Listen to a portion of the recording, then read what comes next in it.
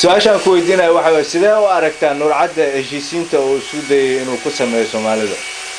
bismillaahir rahmaanir rahiim waa su'aal aad u fiican ninka la yiraahdo Nuur Cadde inta hadda aan ka aragnay ama ka maqalnay waa shakhsi ka duwan nimankii hore iyo ninkii especially Professor Geedi waa ka duwan yahay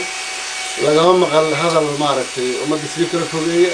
hadal dadka isku soo dhaweeya hadal qabow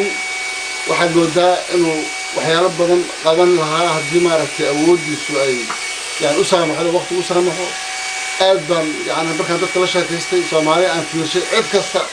qof dawladda mucaaradka oo anigu aan ka mid ah dawladda mucaarad baan ku ahaan jiray because waxaan ku diiday amxaarada ay waddanka soo galiyeen ayaan uga soo horjeeday laakiin hadda sida u yimid asaga iyo tiimkiisa cusub rajo fiican bay Soomaalidu leedahay waxaana Ilaahay uga baryaynaa inuu maaragtay ku guuleysto oo amxaaraduna naga baxdo ummadda Soomaalida heshiiso